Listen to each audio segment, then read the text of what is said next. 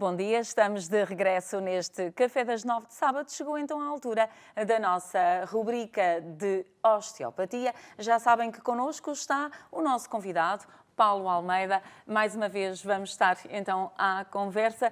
E Paulo, se calhar eu gostaria de voltar um bocadinho atrás à nossa última conversa, já para percebermos aqui que, por exemplo, falámos no início do nosso programa que temos o que é a osteopatia, para que é que ela serve, onde é que devemos recorrer, como é que devemos recorrer, fazendo aqui assim um apanhadozinho aos nossos telespectadores que podem estar a partir apenas e só deste momento a acompanhar aquilo que é o Café das 9 e esta rubrica da osteopatia. E, portanto, ocorre-me uma coisa que, depois de ouvir tudo aquilo que disse, mas isto da osteopatia dói ou nem por isso?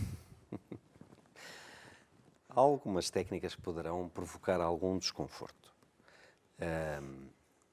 Faz parte de algum trabalho e onde o osteopata deverá precisamente informar o paciente daquilo que é esperado, da manobra que está a ser feito, trabalhar dentro do limiar de dor, de forma a que não passe precisamente de um desconforto. O limiar de dor, obviamente, que é diferente de pessoa para pessoa, mas há pessoas que podem tolerar muito mais e outras muito menos. Então, todo o trabalho deve ser ajustado a essa tolerância do paciente. Deve ser informado o que é que poderá sentir depois do tratamento, durante o tratamento, precisamente para que não seja apanhado desprevenido com alguma sensação que possa ter e que possa provocar mais desconforto. E nesta matéria, Paulo, o osteopata, vai sempre dizer a verdade em relação a esse pequeno desconforto. É verdade. Agora, o nível de desconforto pode ser diferente de pessoa para pessoa, não é? Mas há algumas técnicas que podem efetivamente provocar algum desconforto. Não é dor. A osteopatia não tem dor.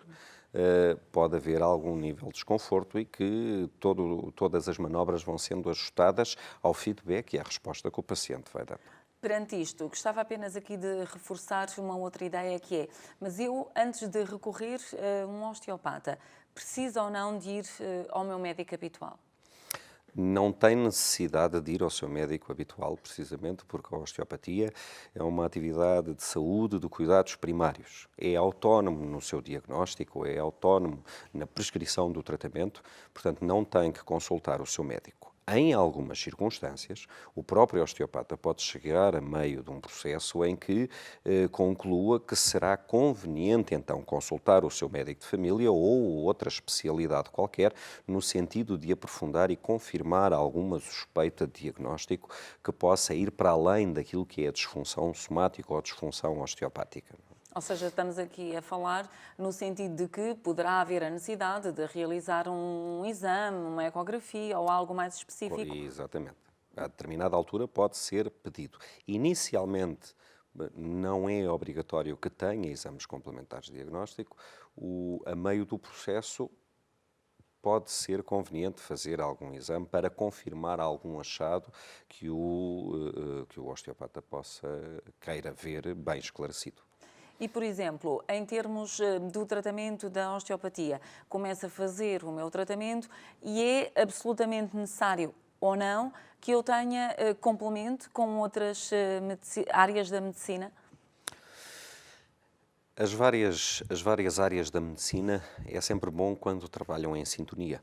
Pode haver algumas circunstâncias, e estamos a falar de uma forma genérica, não a dar casos em particular, mas pode haver situações em que o paciente pode precisamente beneficiar de várias abordagens, sejam elas alopáticas, convencionais ou não convencionais, não é? Ou alternativas, como são muitas vezes designadas, não é? Portanto, muito bem, pode haver uma complementaridade nesse sentido. O paciente pode beneficiar da combinação de duas ou três abordagens, seja o que for, dependendo do seu caso. Muito bem, também percebemos aqui, logo na nossa primeira conversa, no nosso primeiro programa do Café das 9, que isto da osteopatia nada tem que ver com massagens, é algo muito mais profundo, tão profundo como isto que eu agora vou tentar perceber o que é, eu e todos os telespectadores lá em casa, portanto, a partir de agora, atenção absoluta aí em casa, que é, Paulo Almeida, afinal, o que é isto da osteopatia visceral?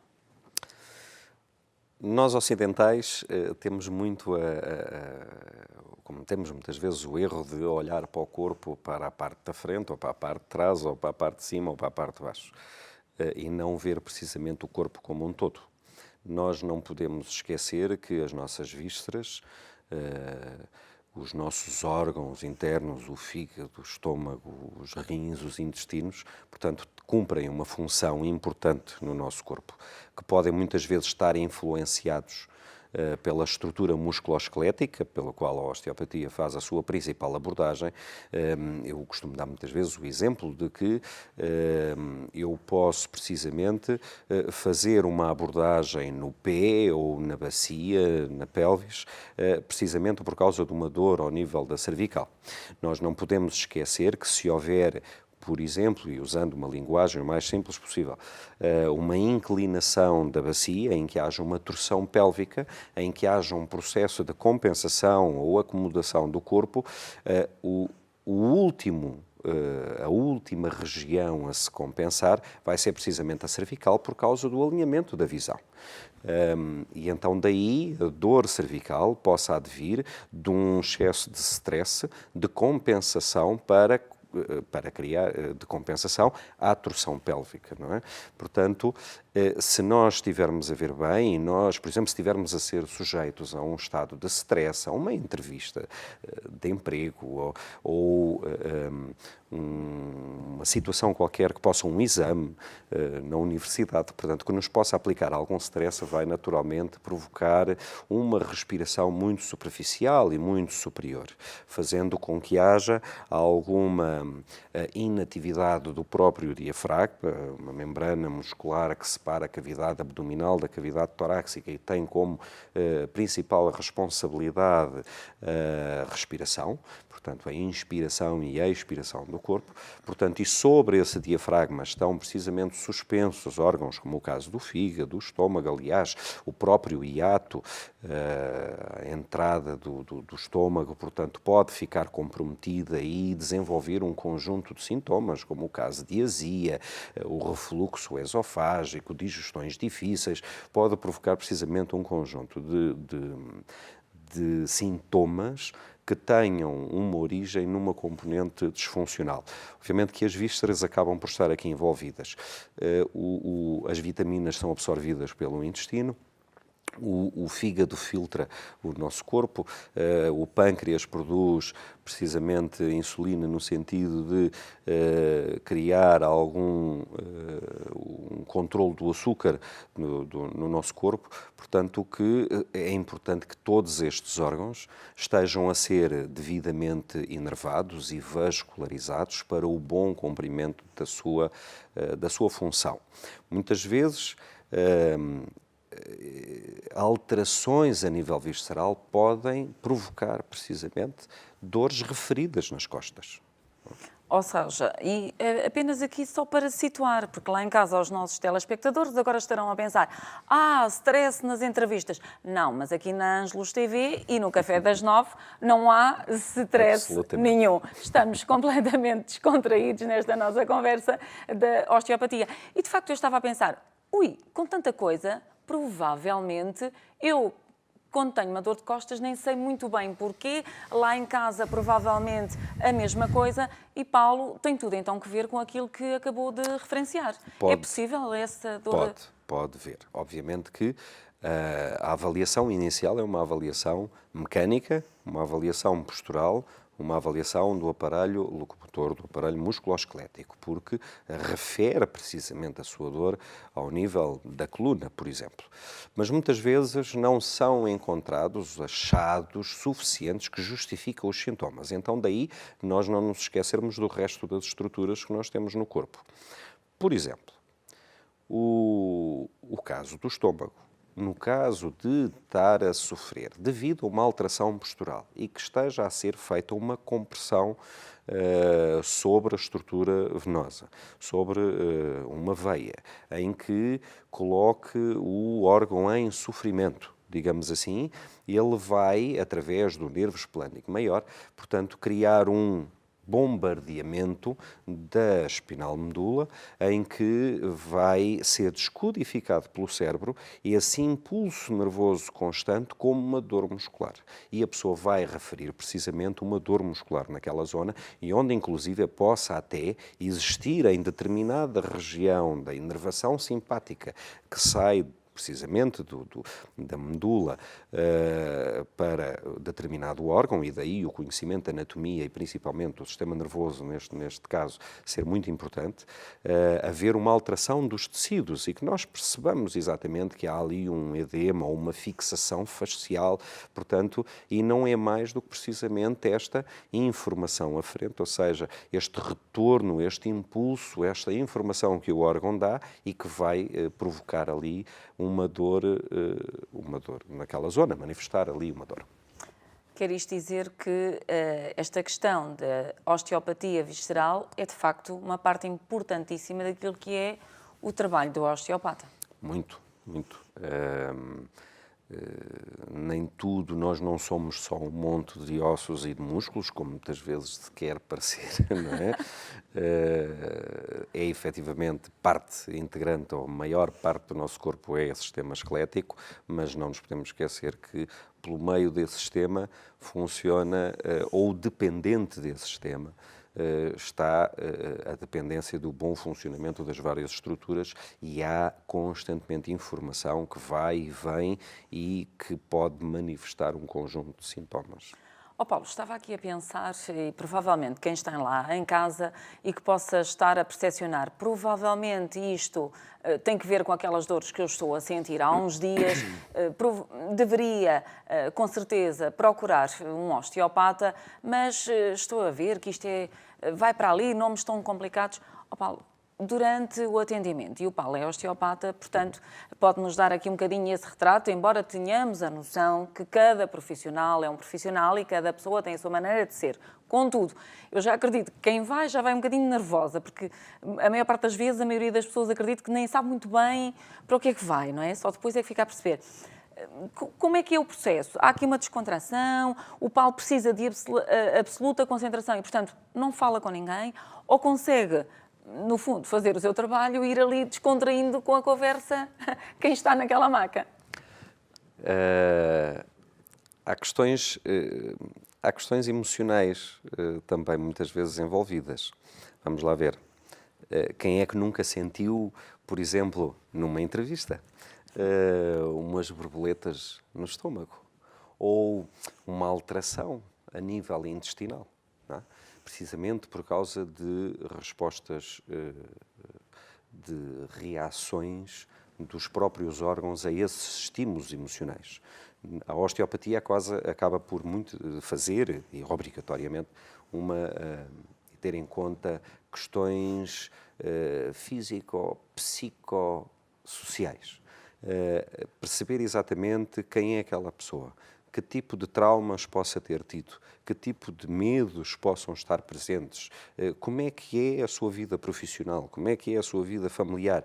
Muitas vezes esta é importante durante toda a anamnese, toda a entrevista que é feita inicialmente ao paciente, ter-se uma consciência não só dos sintomas que a pessoa tem, mas também a nível nervoso, emocional, perceber o que é que poderá estar ali a dar input, ou a dar, ou comprometer, ou a alterar todo este fuso neurológico e que possa comprometer a própria vasomotricidade dos órgãos, porque as veias e artérias são músculos lisos de contração involuntária e controlado a partir do sistema nervoso, não é?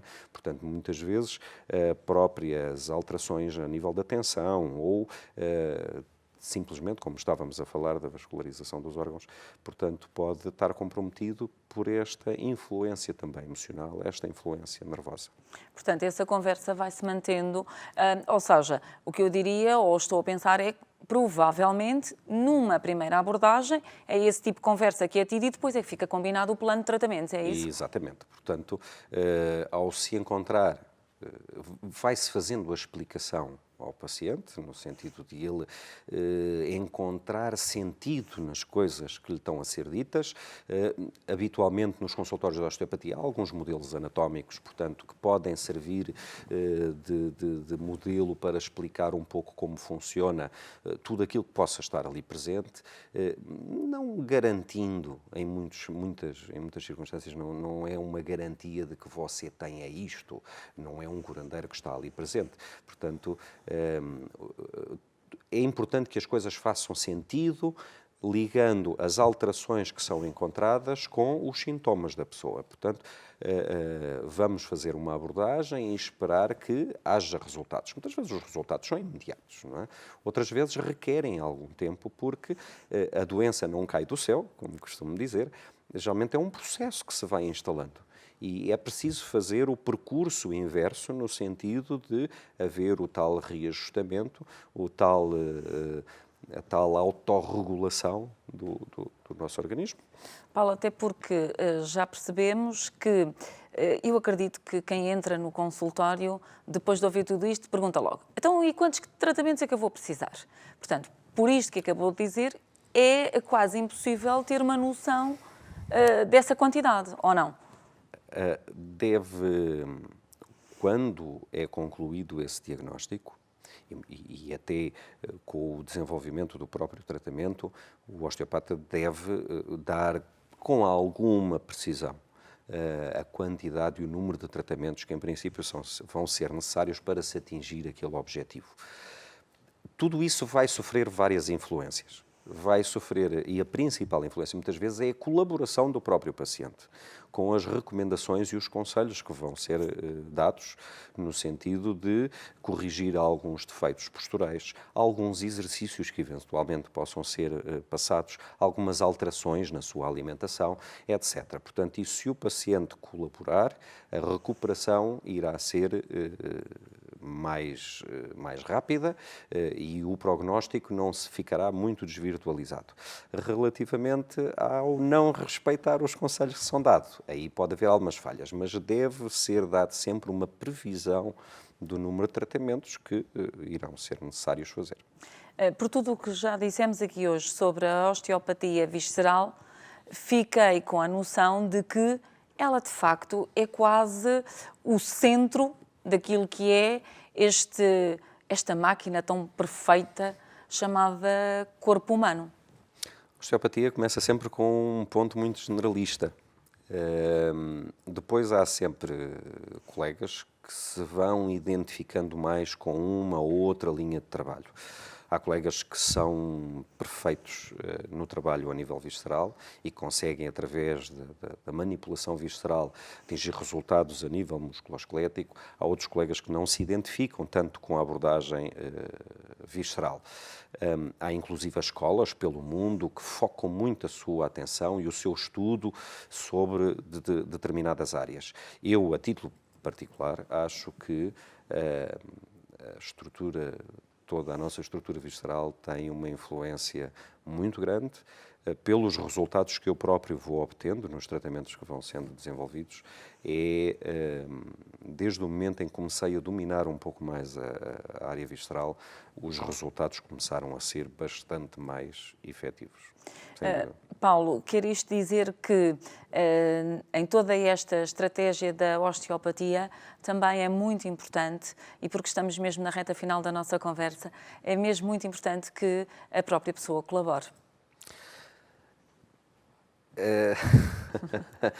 O pai da medicina... Porque às vezes não queremos cumprir muito aquilo que nos é dito. Já o pai da medicina, Hipócrates, dizia que se o paciente não deixar aquilo que o levou ao estado de doença, então não o cures. Portanto, como quem diz, se houve um processo que levou o paciente até àquele estado e ele não irá mudar nada no seu hábito que o levou precisamente àquele estado, qualquer profissional de saúde pode ser em si muito impotente para conseguir atingir resultados satisfatórios que não são só para o terapeuta, mas principalmente para o paciente. Portanto, é importante que ele tenha essa consciência, que lhe seja tudo muito bem explicado e que ele respeite um pouco alguns dos conselhos que lhe são dados. Muito bem, Paulo, chegamos ao fim da nossa conversa de hoje. Para a semana estaremos novamente aqui. Já sabe, todos os sábados aqui no Café das 9 temos a nossa rubrica de osteopatia. É com o Paulo Almeida, osteopata em Leiria, que estaremos também à conversa. Até lá, tenha um bom resto de sábado, um bom dia, já agora uma excelente semana.